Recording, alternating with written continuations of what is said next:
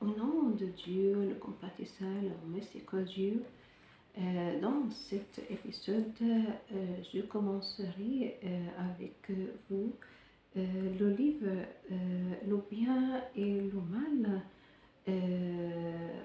par Maulana Jalaluddin Romari.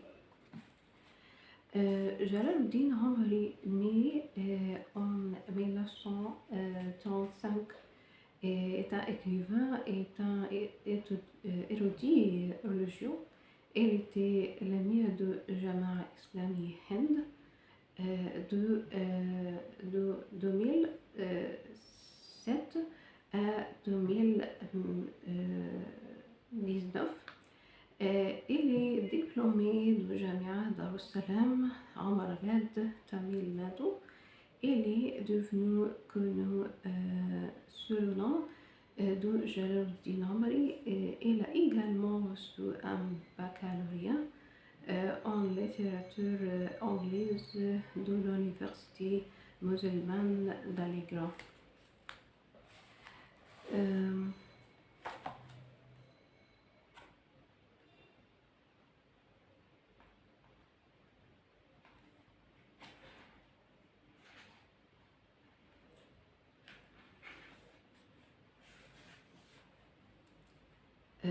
Note de traducture. Cette note est traduite de l'anglais.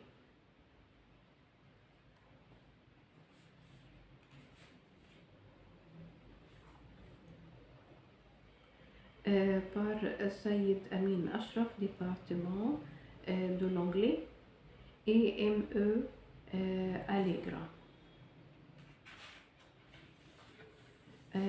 Chapitre 1. Invitant à doute à tout ce qui est bon. Injonction pour inviter doute à tout ce qui est bon.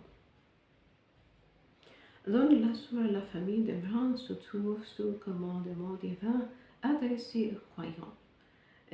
Qu'il y ait parmi vous un groupe de gens qui invitent ou bien est interdit le mal.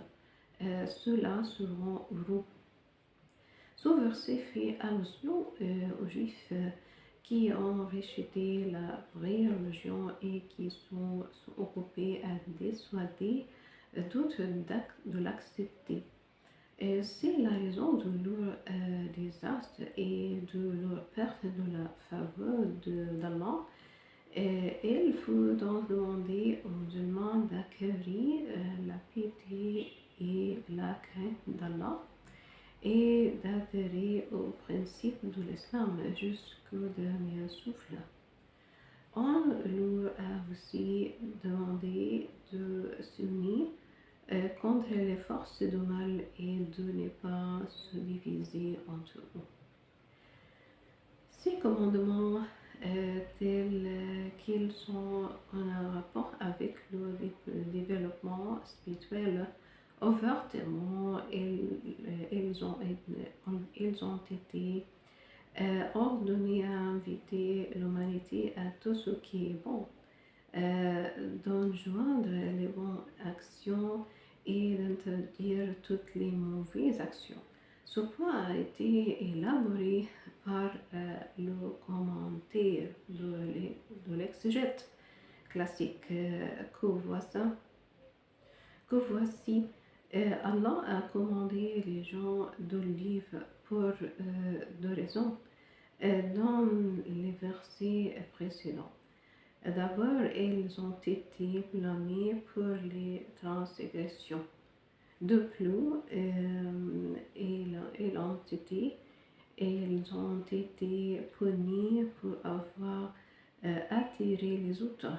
Il faut demander aux musulmans d'abord d'acquérir la foi et la piété. Puis, ils ont été ordonnés de mener les autres dans le guéron de l'islam, de la foi et de la soumission.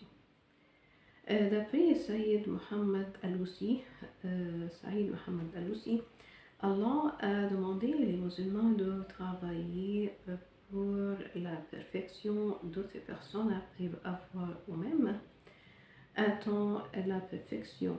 Ainsi, contrairement aux Juifs, ils seront non seulement vertus eux-mêmes, mais ils agiront aussi comme guide pour d'autres. Car d'après Allah, voir la discussion dans le verset précède, les Juifs sont des transgresseurs et-ils entraînent les autres vers la transgression. Deux expressions ont été utilisées dans le verset précédent quant au devoir requis de la communauté musulmane. Un, inviter doute à tout ce qui est bon.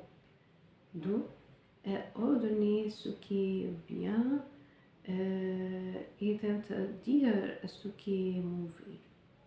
Sa signification et ses connotations. Prenons d'abord l'invitation à doute à tout ce qui est bon, par bon. En temps la religion d'Allah apportée par le prophète Mohammed, paix et salut ce soit lui.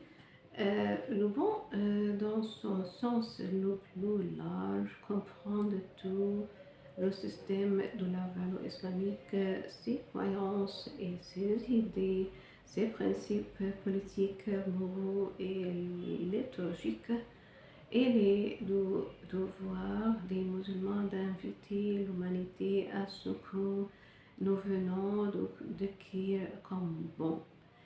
Tout ce qui a été prescrit par l'islam est bon et tout ce que l'islam a interdit est mauvais. Pour les musulmans, ceci devrait être l'idéal de la vie, car tous les autres systèmes ou modes de vie, étant mauvais, sont imparfaits.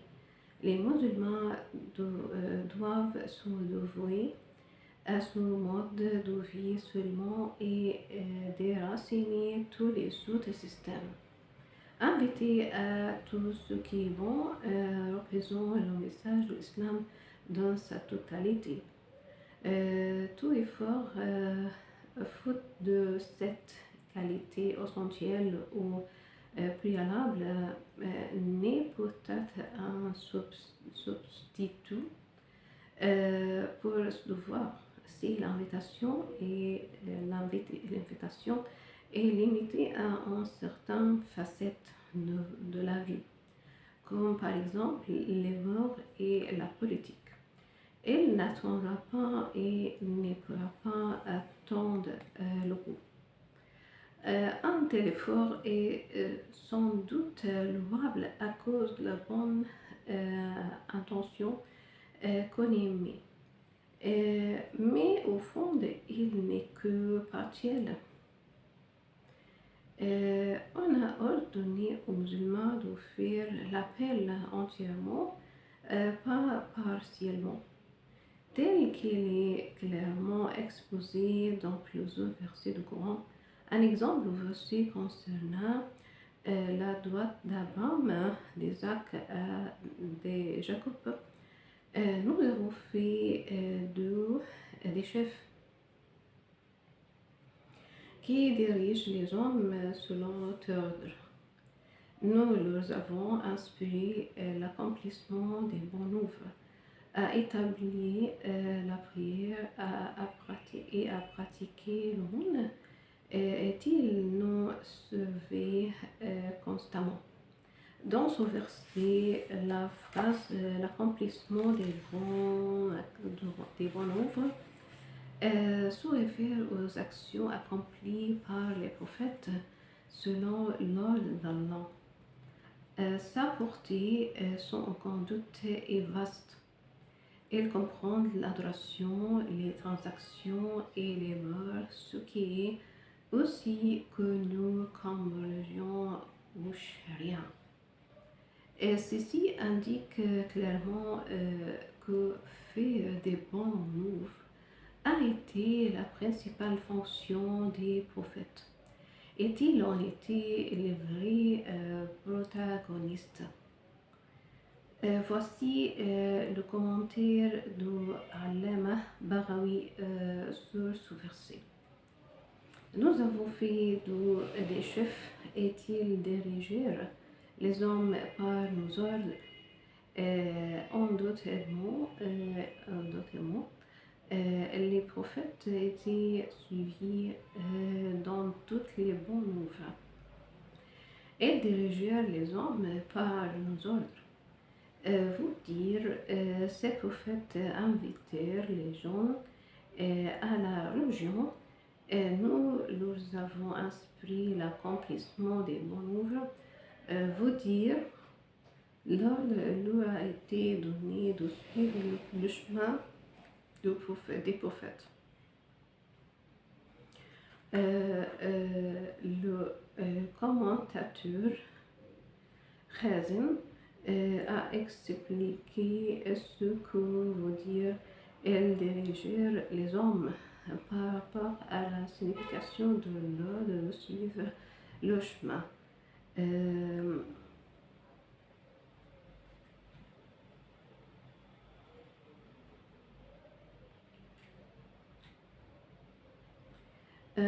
Faire des bons œuvres équivaut donc à suivre son ordre. Il faut demander au prophète de suivre cela et de le prêcher.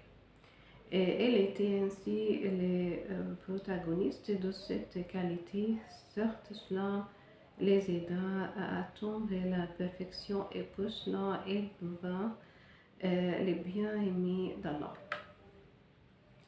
Pour apprécier la vraie signification du bien, nous avons un autre exemple dans un verset de la sourate Al-Maïda où allusion est faite à la corruption des révélations précédentes.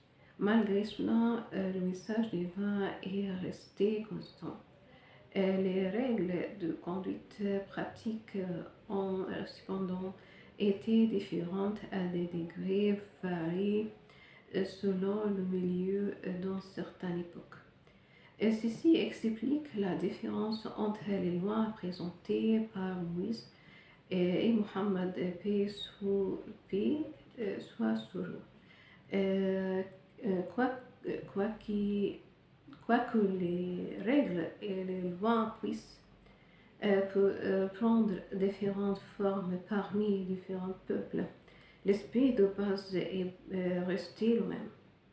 Ce qui est donc requis d'un croyant est de s'adhérer aux lois ordonnées par le prophète. Ceux qui ne veulent pas les suivre sont des transgresseurs. À chacun d'entre vous, nous avons prescrit une loi et une règle. Donc, cherchez à vous surpasser les uns les autres dans les bonnes actions. On comprend par chercher à vous surpasser les uns les autres dans les bonnes actions qu'il faut suivre le mode de vie commandé par le prophète. Paix et bénédiction soient sur lui. Cette phrase coranique est interprétée par Ibn Kathir comme suit. Si l'obéissance à Allah et la pratique de sa loi qu'il a fait pour abroger ce qu'il avait avant. C'est une confirmation de son livre, le Coran, le dernier livre qu'il a fait descendre.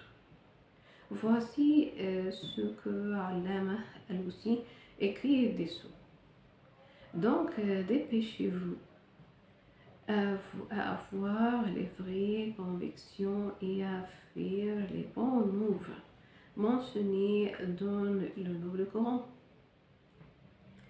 Ce qui est le mieux pour vous dans les deux mondes.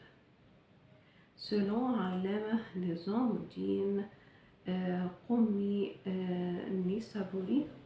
Et si dans les bonnes actions, vous dire les vraies croyances et les commandements incontestables d'Allah.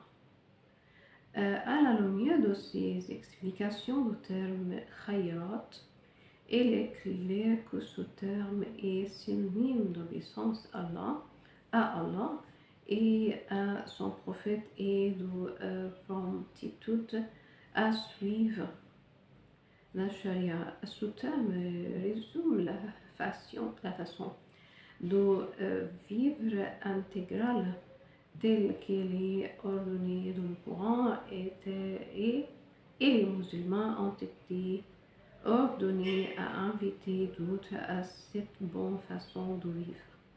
On arrive à la même conclusion et à la lumière des commentaires faits par les exégètes sur l'autre verset où il est fait mention d'inviter à tout ce qui est bon.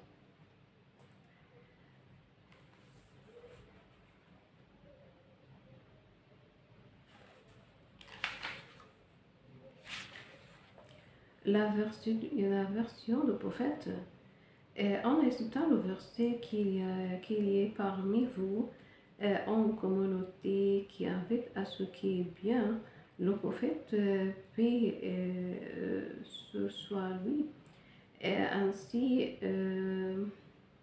qu'il est rapporté par Abu Ja'far, fit la remarque que l'adhérence au Coran et à sa tradition équivaut à faire le bien. Donc l'invitation à tout ce qui est bien constitue en invitation à suivre le Coran et la Sunna. C'est une nécessité fondamentale et toute invitation dénuée de cette base n'attendra pas le bout ni ne sera une invitation à faire tout ce qui est bien dans le vrai sens du terme. L'interprétation classique, les interprétations du khayr, bon, par les autorités classiques, voire ci-dessous, sont rapportées par Abu Hayyan Andalusi. Le bon, d'après Muqatil, c'est l'islam. D'après Abu Sulayman Dimashqi, les bases de l'obéissance à Allah où il implique et le jihad et l'islam. D'après Allama Baghawi, bon est synonyme de l'islam. Le même point de vue se trouve dans les Jalaluddin. Cependant, on ne devrait pas perdre de vue le fait que l'obéissance à Allah doit être entière sous tous les rapports et elle doit aussi être au centre de la directive. Invité à tout ce qui est bon dans son commentaire sur les Jalalayn, Allama Sawi fait le point suivant qui est très convenable.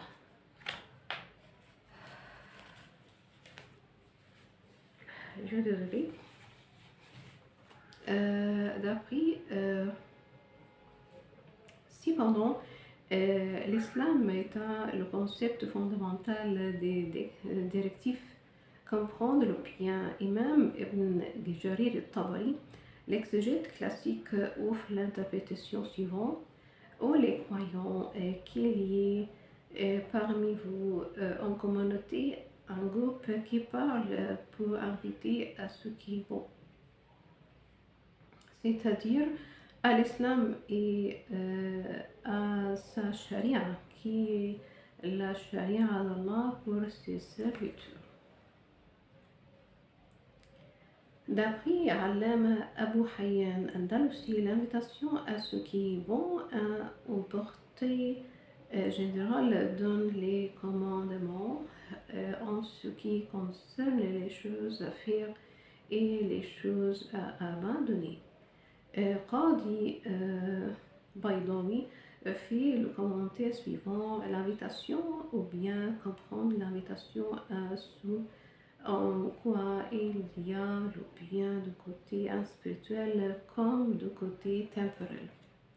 Et les opinions exprimées par Cheikh Abu Saoud et Allama Saïd Mahmoud Al-Alousi sont d'accord avec ce commentaire. Il y a corporation et dans le Coran et dans la Sunna quand telle invitation doit être faite.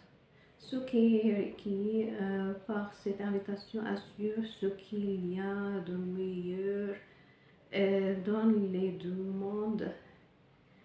Similairement, toutes les autres invitations où il y a un manque de l'esprit même de l'appel au bien, sont contraires à l'islam et résultent au désastre.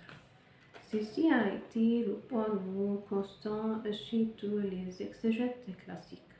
Le Coran et la Sunna, comme l'a démontré Cheikh Ismail Haqi, requiert ce devoir des croyants.